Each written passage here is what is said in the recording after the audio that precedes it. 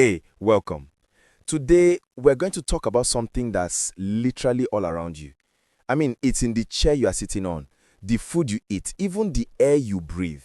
We are diving into how the living things of our world power, well, everything, especially our economy. This is where nature meets money, and it happens every single day. Seriously, take a second. Look around the room you are in right now. Think about your desk, that cup of coffee, the shirt you are wearing. What's the one thing, the one big idea that ties them all together? It might seem random, but I promise there's a connection. And there it is. They all started out as living things. Yep, your desk was probably once a tree reaching for the sky. That lunch you had, whether it was some rice or a piece of chicken, it came from a plant or an animal. And that comfy t-shirt, it literally grew in a field. We are just surrounded by stuff that was once alive. Okay, so to really get our heads around this, we need to be on the same page about a really important word. When I say resource, what are we actually talking about? It's actually super simple. If you can use something to meet a need, for food, a place to live, clothes on your back, then boom, it's a resource. But today, we are not talking about just any resource like wind or sunshine. We are zeroing in on a very special type. And that right there is our focus, living resources. These are the things we find valuable that were once plants or animals. It's where biology and real-world usefulness collide. And honestly, it's the bedrock of pretty much every society on Earth. That is the perfect question to ask right now. And the answer really splits into two gigantic groups, two living, breathing groups of resources that we deal with all the time. Let's start with the quiet green giants that pretty much cover the planet. So, let's talk about plants. They are the foundation of almost every ecosystem, and they are so much more than just pretty scenery. They are absolute powerhouses of production, and the variety is just incredible, isn't it?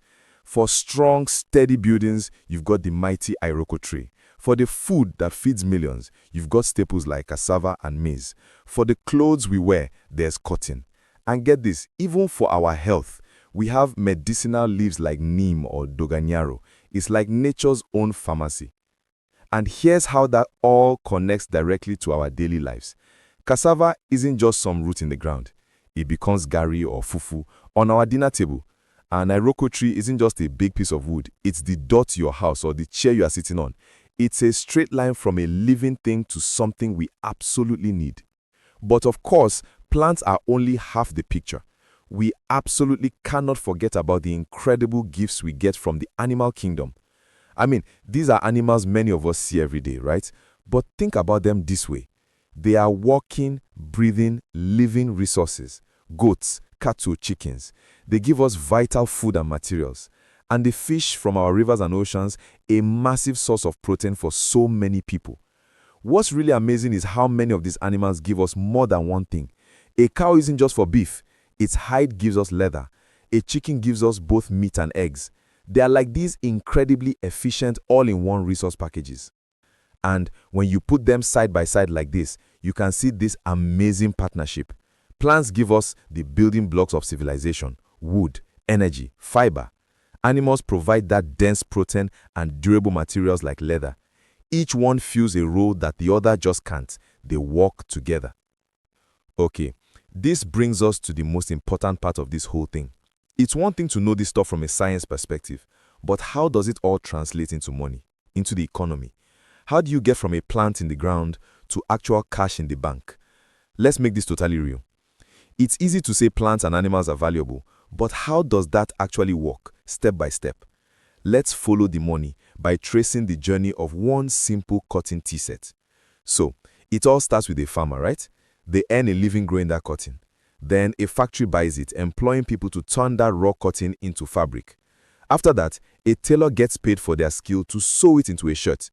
And finally, the shopkeeper makes a profit selling it. See? One single living resource just created a whole chain of jobs and income. Now, to really understand the massive scale of this, just look at this number. 70%. In a country like Nigeria, Agriculture, which is really just the management of living resources, is responsible for around 70% of the entire labor force. The well-being of the majority of people is directly tied to the health of these plants and animals. This quote really says it all. This isn't just about business plans or profits. It's about survival. It's about national health. If we mess up how we manage these living resources, it's not just a bad financial move, it's a threat to our very foundation. So if there is one single idea you walk away with today, let it be this. The connection between a healthy environment and a healthy economy is not just some vague idea. It is direct. It is real. Our jobs, our food, our future, it's all rooted in how we take care of the living world around us. So I'm going to leave you with this final thought. As you go about the rest of your day, just pick one thing around you. Maybe it's a wooden spoon or your leather wallet or even the paper in a notebook. And just for a second, think about its origin story. What plant or animal did it come from? How many different people touched it on its journey to get to you? The answers you find are everywhere.